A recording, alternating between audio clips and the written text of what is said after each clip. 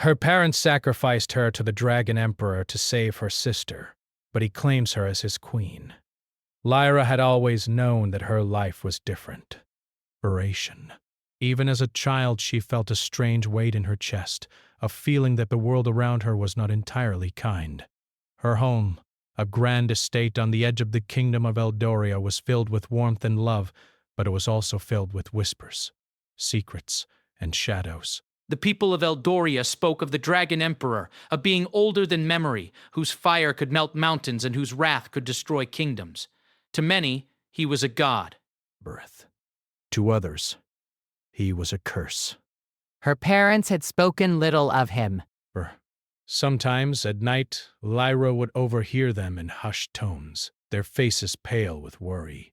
They spoke of a deal made long ago, a promise of safety for one life at the cost of another. Lyra did not understand it at first. She was too young to grasp the full danger, too innocent to sense the cruel balance of fate that ran through the veins of her family. It was on the morning of her 17th birthday that the truth came like a blade through her heart. Her father, a tall man with eyes once gentle but now heavy with regret, summoned her to the hall. Her mother followed silently, her hands trembling, her lips pressed into a thin line. "Lyra," her father began, voice low and cold with fear and sorrow. "The time has come." Lyra tilted her head. "The time for what?" she asked. Her mother's eyes glistened with tears. "For the sacrifice, my child," she whispered. "To save Elara." "Elara!" Her little sister, bright and laughing, her eyes full of life. A fever had taken hold of her weeks ago, and no healer, no potion, no prayer could ease the sickness. And now Lyra realized she was to take her place in death, or so her parents believed. What do you mean?" Lyra's voice broke, a trembling whisper. Her stomach twisted in fear and disbelief. Her father's hands shook. "The Dragon Emperor. He demands a life. We cannot save both of you. You must go." "Perhaps you are the one he has chosen." Lyra staggered back, her hands clenching into fists. "Chosen?" Chosen by him? But I... This is insane. I won't let you do this." Her mother fell to her knees, gripping Lyra's hands. "We are not doing it, my love. We have no choice." "Your sister, she is too young." Too fragile. "Only you can take her place." Lyra's mind raced. The walls of the hall seemed to close in around her. She felt the sting of betrayal, though she knew it was not hatred she should feel for her parents. It was desperation, the cruel kind that forces impossible decisions. But even as she shook with terror, a spark of defiance flared within her chest. She would not go quietly. She would not allow herself to be a pawn in this cruel game, no matter the cost. By midday, Lyra was led to the edge of the kingdom, where the land became wild and untamed.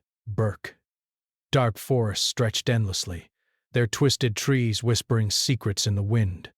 Mountains loomed like silent sentinels, their peaks hidden in swirling clouds. The air grew heavy with magic, ancient and powerful, and the earth beneath her feet trembled as though it recognized the presence of something beyond mortal reckoning. The procession of villagers and guards moved in silence. None dared speak of the Dragon Emperor aloud. Some cast fearful glances towards the horizon, where the mountains met the sky in jagged lines. And then, at the center of it all, a chasm opened, black as midnight, smoke and sparks curling from its depths. This Lyra knew, was the Emperor's domain. She was led down a winding path of molten stone, each step scorching the soles of her boots. The closer they came, the more she felt the air thrum with power. It was not merely heat she sensed. It was life, ancient and untamed, and it filled her with awe even as fear gripped her heart. And then she saw him, Baration, the Dragon Emperor. Kale! He rose from the shadows of the cavern like a god emerging from the flames. His form was human, yet otherworldly, taller than any man, his skin pale and almost luminous. His eyes, golden and burning like molten gold, seemed to pierce her very soul. The palace behind him was carved of black stone, veined with fire, with towers that twisted into the clouds. Shadows moved across the walls as if they had lives of their own. Lyra froze. Her heart pounded like a drum, yet she could not look away. There was a majesty to him, a terrifying beauty that held her captive even as her mind screamed to flee. Lyra, Chaos said, his voice deep and smooth, carrying the weight of centuries. You are here! She swallowed hard, her voice caught in her throat. Baration. I am not. You are mine, he interrupted, his eyes softening just slightly, a flicker of something unspoken passing through them. Not as a prisoner. Not as a victim. You are mine as my queen. Lyra staggered back, confusion and fear twisting together. Queen? I am nothing, Baration. You have the wrong person. Kale's lips curved in a faint smile, almost sad. Do I? I have watched you, child of Eldoria. Your spirit is fierce, your heart defiant, your mind sharp. These are the qualities of a queen. Lyra's chest tightened. You can't just take me.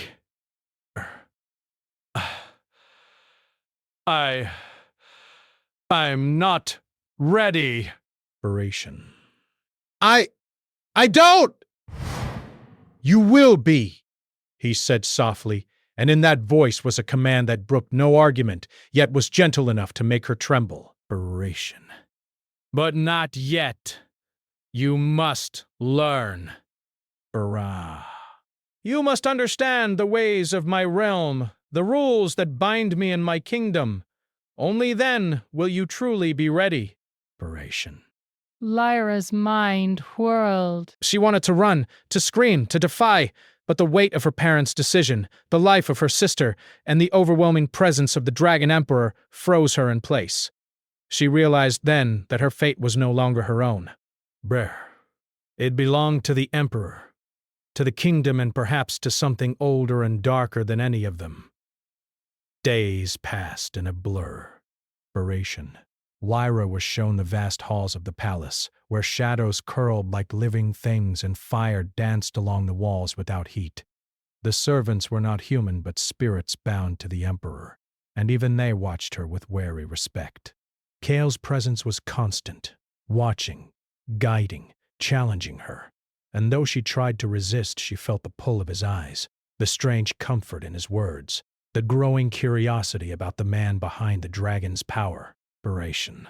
He taught her the language of the palace, how to move through the halls without disturbing the shadows, how to speak to the spirits, how to command respect without fear.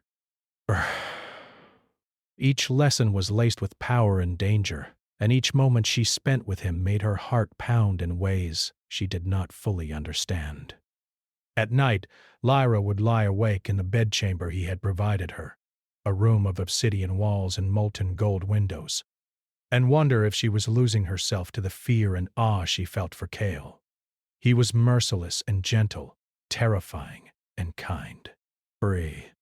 She could not tell if her fascination was admiration, fear, or something deeper.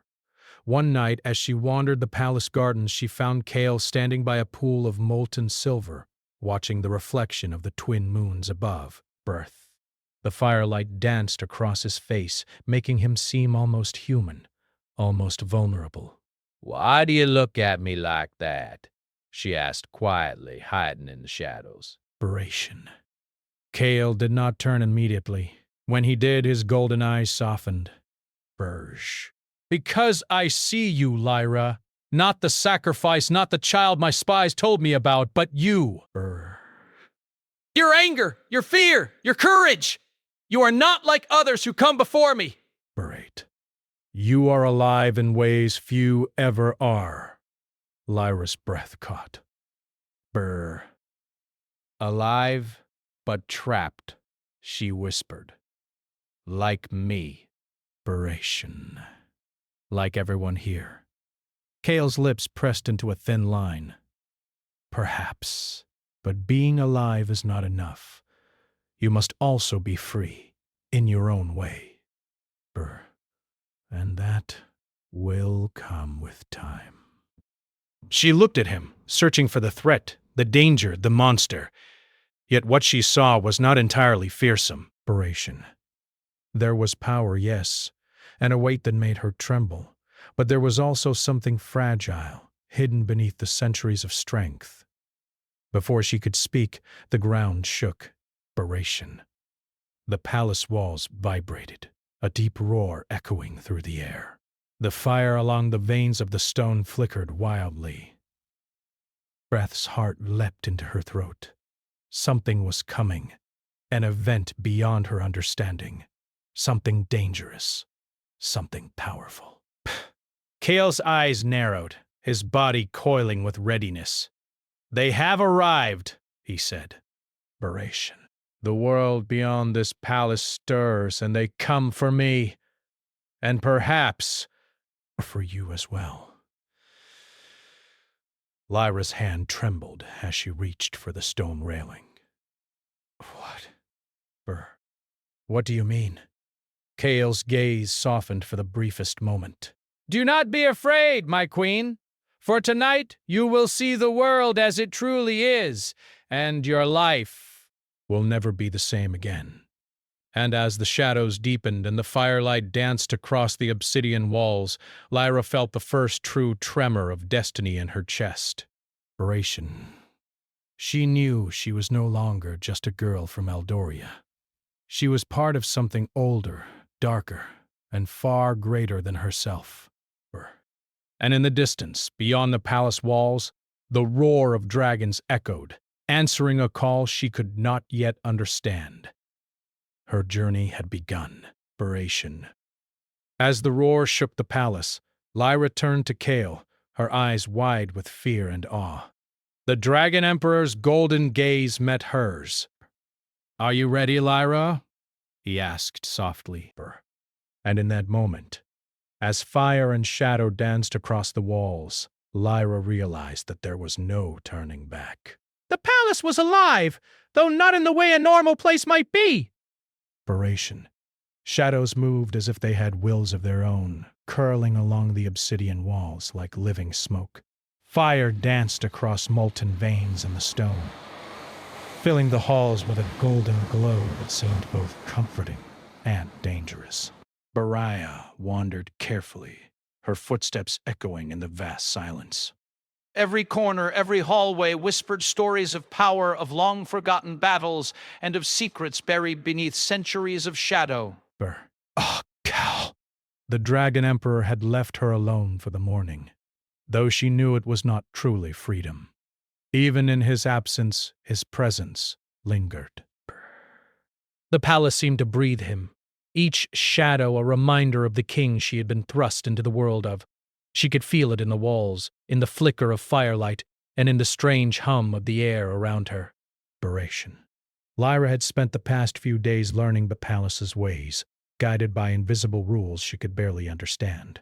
The spirits of the palace served her and obeyed Cale, yet they regarded her with curiosity, as if they too were trying to determine who she was and why she had come. It was a strange, lonely existence, surrounded by beings of immense power, yet utterly isolated in her own humanity. When Kale appeared at her side, she nearly jumped. He was quiet, watching her from a few steps behind, his golden eyes catching the molten light. There was no anger in his gaze, only a quiet intensity that made her heart flutter and her chest ache. Beration. Lyra, he said softly, today you will begin to understand more than you ever have before. You will see the world as it truly is, and perhaps, you will understand your place within it.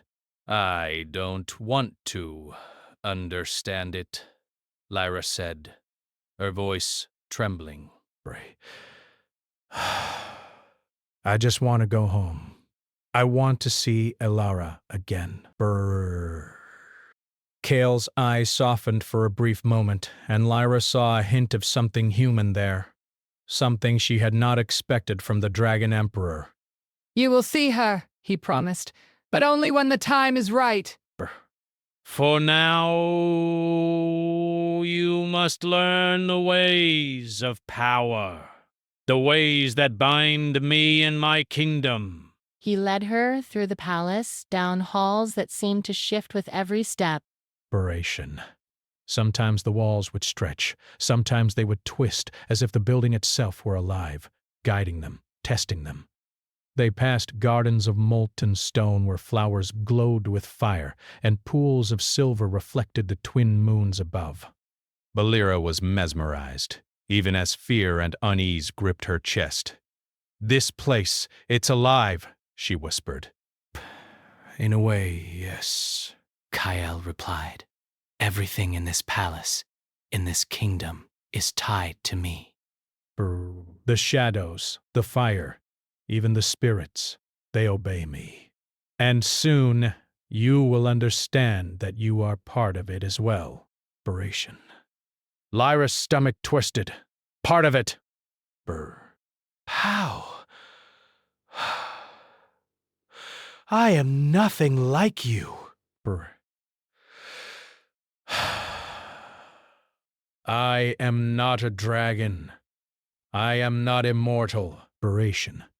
I am just me. Kale stopped, turning to face her fully. Being part of this world does not require you to be like me. It requires you to see, to feel, to choose. Breath. You have courage, Lyra.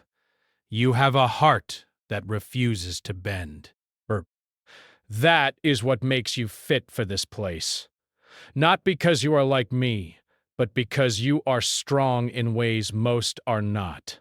Her chest tightened. His words were like fire and ice at the same time, warming her in the deepest part of her heart while also making her tremble with fear. She did not understand why she felt drawn to him, why she wanted to trust him even as her mind screamed against it. They spent the day in the gardens, where Kale taught her to sense the palace's magic. Close your eyes, he instructed, and listen, not to the sounds, but to the life around you. The stones, the fire, the air, they all have voices. Feel them. Lyra obeyed, though uneasily. At first she felt nothing but the heat of the fire and the weight of the palace around her, but slowly a rhythm emerged. The shadows whispered. The fire pulsed like a heartbeat, and the stones beneath her feet thrummed with energy. She opened her eyes in wonder. I can feel it, she whispered. It's alive, like it's breathing. Kale's lips curved into a faint smile. This is the beginning. This is the beginning. Power is not only strength. It is understanding. You will need both if you are to survive, if you are to stand by my side. As the day turned to evening, the palace shifted again. Shadows lengthened, moving like serpents, and the twin moons cast a silver glow across the molten gardens. Lyra felt a strange peace here, even as fear whispered in the corners of her mind. She began to realize that the palace, and perhaps Kale himself, were more complex than she had imagined. They were not simply powerful. They were alive in ways that humans could barely comprehend. That night, Kale brought her to a high balcony overlooking the valley below. The air was crisp, tinged with fire and smoke, and the mountains in the distance seemed to burn with a light of their own. Inspiration, not from cold, but from awe and fear. "You see this world?" Kale asked. Inspiration. "It is beautiful, but it is also cruel. Power is not given freely here. It is taken, shaped, earned." Inspiration. And sometimes, even those with power must pay a price. Lyra swallowed hard. I don't know if I am ready for this. I am afraid. Kale's gaze softened, and for a moment he looked like a man, not a dragon emperor. "Fear is not weakness," he said. "It is a sign that you are alive." Breath. "That you care. That you are capable of more than you know." Brit. Her heart ached at his words. There was something so honest, so rare, in the way he spoke. She did not trust him fully, not yet, but she felt a flicker of something she could not name. Respect? Admiration? Perhaps even the beginnings of something deeper. The next day brought a new lesson. Kale led her into the library, a vast hall of stone and fire filled with books, scrolls, and artifacts of unimaginable power. "Knowledge is as important as strength," he explained. "You cannot command this world without understanding it, and you cannot survive without knowing its truths." Lyra spent hours learning from the scrolls and books, absorbing tales of kings and queens, dragons and sorcery, battles won and lost, curses given and broken. The history of Kale's kingdom was dark, filled with sacrifice and cruelty, but also with moments of courage and hope. She began to understand that the Dragon Emperor was not merely a tyrant. He was a ruler bound by duty, legacy, and the weight of centuries. As the days passed, Lyra's initial fear began to shift. She still longed for her sister, still resented her parents' decision, but she also began to see Kale in a new light. He was not cruel. He was not heartless. He was a being shaped by centuries of responsibility, by a kingdom that demanded strength, and by a destiny he could not escape. One evening, as the twin moons rose over the molten mountains, Lyra wandered the palace halls alone. She stumbled upon a chamber filled with shadows, where dragons of fire and smoke curled and twisted in midair. Kale appeared silently beside her, watching her reaction. "They are dangerous," he said, "but they respect strength and courage." "Do not fear them, Lyra. Fear is a choice. Courage is understanding." Lyra nodded, her eyes wide. She could feel the heat and power of the dragons even from a distance. They were magnificent, terrifying, and alive in ways she could not fully comprehend. And yet, she felt a strange connection to them, a reflection of her own growing courage. As the night deepened, a messenger arrived at the palace gates. Kale's expression darkened as he read the scroll, and Lyra felt a chill run through her.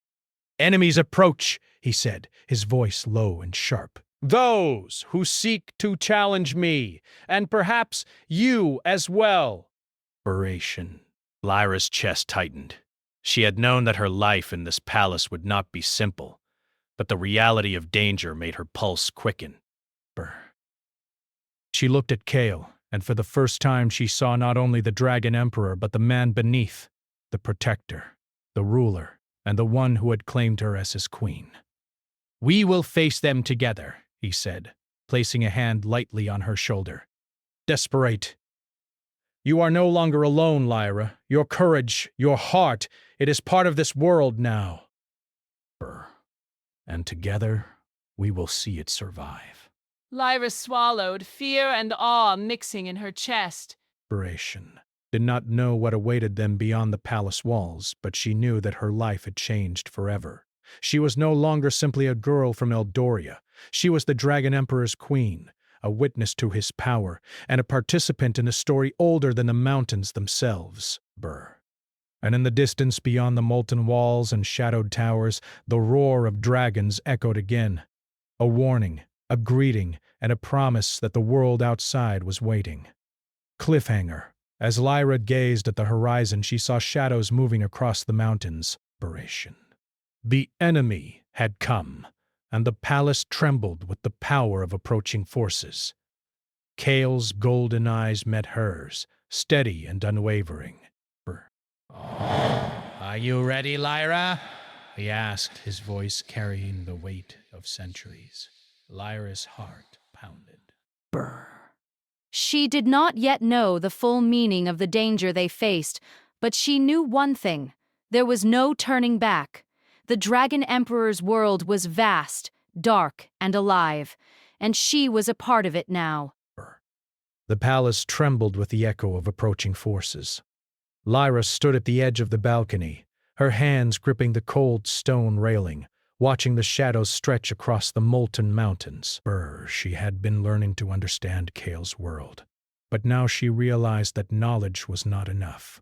Danger did not wait for the prepared or the unprepared. It arrived unannounced, and often it came for the heart first.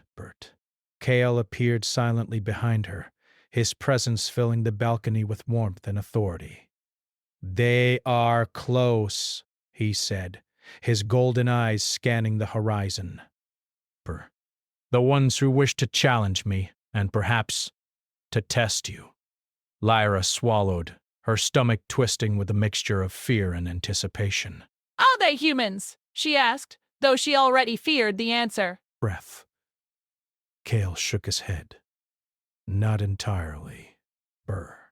They are guided by greed, ambition, and magic. They have waited for weakness, and now they believe they have found it. The truth struck her like a blade. This was not just a test of power. It was a test of trust, of courage, of the bond between them. Lyra felt the weight of her place in the palace more heavily than ever. She was not just a guest, a student, or even a princess in training. She was a queen, standing beside a ruler whose power and responsibility dwarfed her own understanding. For the first time, she realized that Kale was not invincible. The very thought made her pulse quicken. He was magnificent, terrifying, a being of fire and shadow. But he was also human enough to feel fear, doubt, and anger. And if he could be harmed, then so could she. That night, Kale led her to the central hall, a vast space where the shadows and fire danced together, creating illusions of dragons and warriors long past. "Tonight," he said, "you will see the world's cruelty and the strength it demands, and you will see where you fit within it." Lyra nodded, though her hands trembled. The central hall was alive, pulsing with magic, and the air itself seemed to hum with energy. The shadows stretched, coiling like serpents, and the molten veins of stone glowed brighter, reflecting the tension in her chest. Kale raised his hands, and the hall responded. Shadows lifted, forming walls of darkness that twisted into shapes of warriors and beasts. "These are the first challengers," he explained. "They test not only strength, but heart and wisdom. You must understand both if you are to survive." Lyra took a deep breath, her heart pounding. She had learned to sense the palace's magic, to hear the whispers of the stones, to feel the fire beneath her feet. But this was different. This was living power, alive in a way that demanded respect. courage, and wit. As the shadows advanced, she realized that Kale had not led her here to fight, but to observe, to understand. He wanted her to see that the world beyond the palace was dangerous, unpredictable, and beautiful in its cruelty. Her rest. And perhaps he wanted her to see him not only as a ruler, but as a man who carried the burden of centuries. The battle lasted hours in illusion and lesson. Lyra struggled, faltered, and then rose again, learning with each moment. Kale watched silently, correcting her, guiding her, praising her quietly when she succeeded. Inspiration, she could feel his presence not as a threat, but as a shield. And yet, she knew that she would not always be protected. One day, she would have to face the world on her own. After the trial, Kale took her to the highest tower of the palace. The wind howled, carrying the scent of fire and stone, and the twin moons reflected off the molten rivers below. Inspiration. Lyra leaned against the railing, exhausted, but alive. And for the first time, she allowed herself to speak freely. Kale. Why do you do this? She asked. Why train me, test me, guide me? I am just a girl from Eldoria.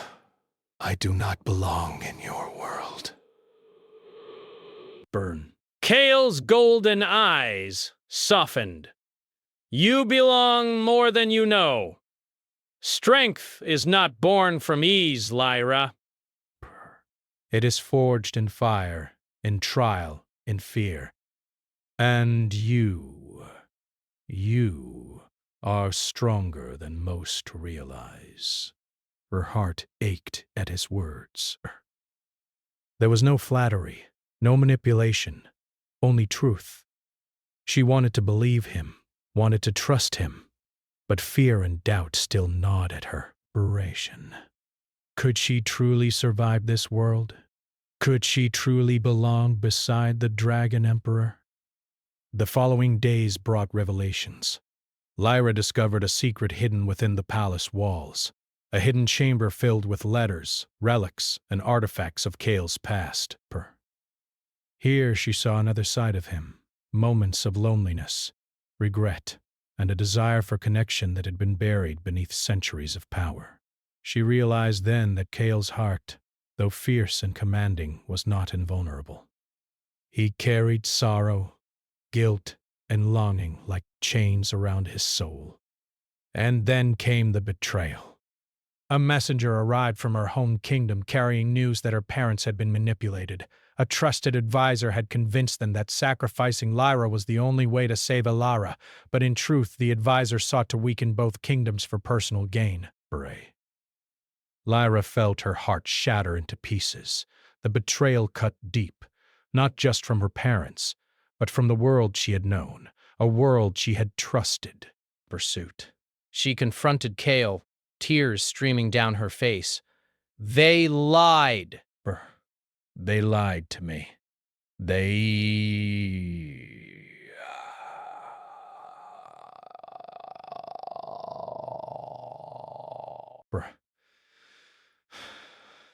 They would have sent me to die for nothing. Kale took her hands gently in his own. And yet you survived, he said softly. You are here, and they cannot harm you now. You have a choice, Lyra. You can let anger and betrayal rule you, or you can rise above it. That is what makes a queen. Lyra nodded, though her chest still ached. She realized that power was not only in strength, but in choice. Choosing to act despite fear, despite betrayal, despite pain. She would not allow herself to be a victim, not when the Dragon Emperor himself believed in her. The days grew darker as the enemy approached. Shadowy figures moved in the forests below the palace, and Lyra learned to sense them, to feel the danger in the air, and to prepare herself for what was to come. Kale trained her not just in magic and palace protocol, but in strategy, perception, and courage. Each lesson was a test of mind, heart, and spirit. Lyra began to understand the bond forming between her and Kale. It was not simply a bond of duty or fear. It was trust, respect, and something unspoken that grew stronger with each passing day. She felt drawn to him, even as she resisted, and she knew that he felt it as well. The Dragon Emperor, so powerful and distant, allowed her to see glimpses of the man beneath, the man capable of care, of gentleness, of understanding. One evening, Lyra found Kale in the gardens, speaking softly to a wounded dragon. The creature's scales shimmered with molten light, its eyes reflecting pain and fear. Kale knelt beside it, murmuring words in a language older than memory. Lyra watched, heart swelling with awe. You care for them," she said quietly. Kale glanced at her, a faint smile touching his lips. Care is not weakness, Lyra. Strength without care is hollow. A ruler who cannot feel cannot lead. She realized then that Kale's power was not only in fire or shadow, but in understanding, compassion, and restraint. He was not merely a conqueror. He was a protector, bound by duty and choice. And she wanted to be part of that world, to share that burden, even if it frightened her. The night brought a final test. The palace walls trembled as the enemy arrived, cloaked in shadow and magic. Lyra stood beside Kale, her hand steady despite the fear in her heart. She had learned much, yet she knew that knowledge alone would not be enough. They would face the world together, and only courage, trust, and unity could see them through. Kale turned to her, his golden eyes locking with hers. "Are you ready, Lyra?" he asked, voice low but firm. Lyra took a deep breath, feeling the fire of the palace beneath her feet, the hum of magic in the air, and the weight of centuries in Kale's gaze. "I am ready," she said, her voice steady, though her heart raced. And then the shadows moved, and the battle began.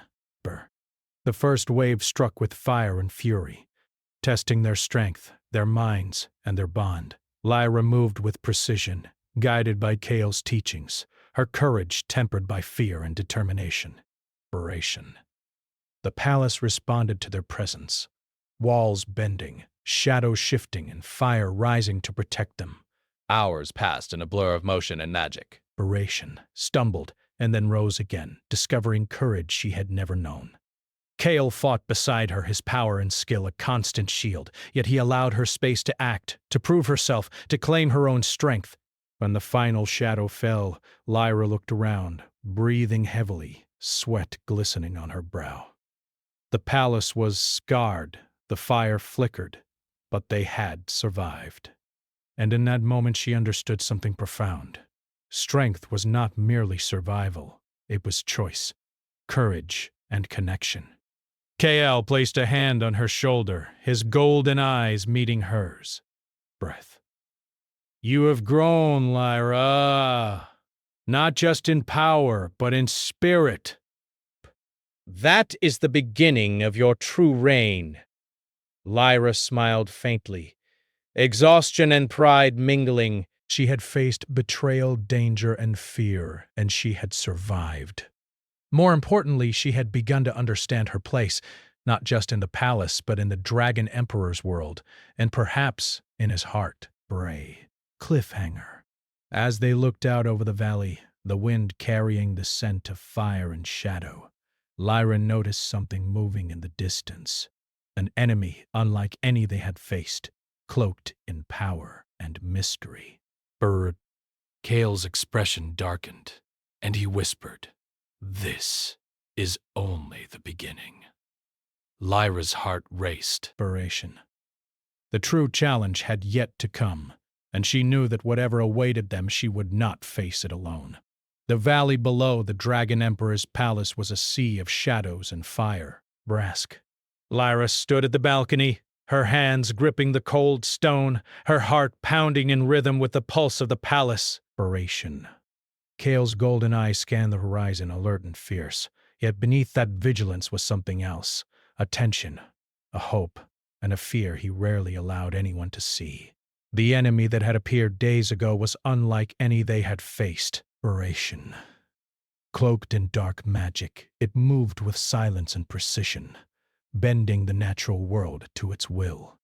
Even the spirits of the palace whispered in fear. Breath.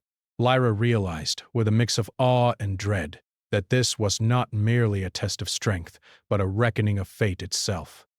Kale turned to her, his expression unreadable. Great. Lyra, today you will see the truth of power and of choice. Nothing in this world is simple. Nothing in this kingdom is without consequence. But you have grown enough to stand beside me. Inspiration. Lyra's chest tightened. She remembered the girl who had arrived at the palace weeks ago, trembling, terrified, and angry at the world. Inspiration. That girl had been lost in shadows and fear. Now, she felt different, stronger, braver, and ready to face what lay ahead. The first wave of the enemy's attack struck as dawn broke over the mountains. Shadows twisted into monstrous shapes, striking with fire and dark magic. By Lyra and Kale stood at the heart of the palace, the molten veins of stone glowing in anticipation, as if the building itself were alive and ready to fight alongside them. Lyra's hands moved instinctively, shaping the magic she had learned to sense in the halls and gardens. Shadows bent at her will. Fire rose in protective waves, and the air hummed with energy. Kale fought beside her, his power a constant and terrifying force, yet he allowed her to act, to command, to choose. Hours passed in a blur of motion and heat. Lyra faltered, her energy waning, but Kale's voice guided her, steady and calm. Remember, Lyra, power is not only strength, it is understanding. Inspiration. Think, act, and trust yourself. And she did. Inspiration. Together they pushed back the enemy, using not only magic, but strategy, instinct, and the bond that had grown between them. Kale's golden eyes met hers several times during the battle, and each glance carried something deeper than command or instruction. It carried trust, respect, and a silent acknowledgement that they were stronger together than apart. Finally, after what felt like an eternity, the enemy was defeated, the shadows dissolving into smoke, the dark magic dissipating into the molten rivers below. Inspiration. Lyra sank to her knees, exhausted but alive, her heart racing not from fear alone, but from triumph and from the awareness of how much she had changed. Kale knelt beside her, his hand brushing against hers. Inspiration. You have done well, Lyra, he said softly, his voice carrying pride and something warmer, something human. More than well. You have grown into your strength. You have become more than I could have hoped for. Lyra's eyes filled with tears, though not from sorrow. Inspiration. She had survived. She had faced betrayal, fear, and danger, and she had discovered courage she did not know existed. I couldn't have done it without you, she whispered, though part of her knew that she had done it because she chose to, because she had finally understood her place. Kale's gaze softened, the golden fire in his eyes giving way to something more tender. Inspiration. No, he said. You did it yourself. I guided you, yes, but the strength, the courage, the heart, those are yours. Inspiration. Never forget that, my queen. The palace settled into quiet after the battle, but the air still thrummed with magic. By Lyra knew that the challenges would not end. Power always demanded vigilance, but for the first time she felt truly prepared. She had learned not only the ways of the Dragon Emperor's world, but the ways of her own heart. The following days were filled with rebuilding, reflection, and revelation. Lyra explored the hidden chambers of the palace, uncovering more about Kale's past, the Empire's history, and the truths that had shaped the Dragon Emperor into the man and ruler he was. Bray. She discovered the burden he carried, the loneliness of centuries, and the sacrifices made for the sake of duty and legacy. Through it all, their bond deepened. But Lyra realized that her admiration for Kale was no longer simple awe. It was respect, trust, and a quiet affection that had grown slowly, like a flame nurtured in shadow. Brr. Kale, too, allowed himself to show glimpses of vulnerability, a softness that he rarely revealed, and a willingness to share his thoughts and fears with her. One evening, as the twin moons rose over the molten mountains, Lyra found herself walking in the palace gardens with Kale. The air was cool, tinged with fire and the scent of stone, and the shadows danced like living beings around them. "You have changed," Kale said quietly, his golden eyes reflecting the light of the moon's grasp. "Stronger, braver, and wiser." Lyra smiled faintly. "I had a good teacher," she replied softly, though part of her knew that she had learned more from the trials, the shadows, and the fear she had faced than from any instruction. Brand. Kale reached out, brushing a strand of hair from her face. "No," he said. "I guided you, yes, but the courage, the heart, the strength, those were always yours. You have claimed them yourself." Their eyes met, and for a moment the world seemed to pause.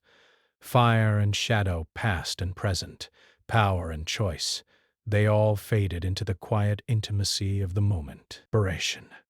Lyra felt a warmth in her chest, a realization that this bond, this connection was as vital as the air she breathed. But the peace was not meant to last. A distant rumble shook the palace, and Lyra's pulse quickened. Shadows flickered unnaturally along the walls, and the molten rivers pulsed with energy. Kale's eyes narrowed, golden light burning brighter. "They come," he said, his voice low and sharp. "One final trial awaits us, and this will decide the fate of more than just this palace." Lyra's stomach twisted. She had faced fear, betrayal, and danger before, but now the challenge was greater, more profound. It was not just about survival, it was about understanding, choice, and the future of the Empire itself. The enemy approached with power that rivaled Kale's, cloaked in shadows that twisted reality itself. The palace trembled, fire and molten stone reacting to the surge of energy. Lyra felt the pull of fear, yet she also felt something else. Courage, born from every lesson, every trial, every moment she had endured beside the Dragon Emperor. Together they met the enemy at the gates of the palace. Magic clashed, fire roared, and shadows twisted in a dance of destruction and creation.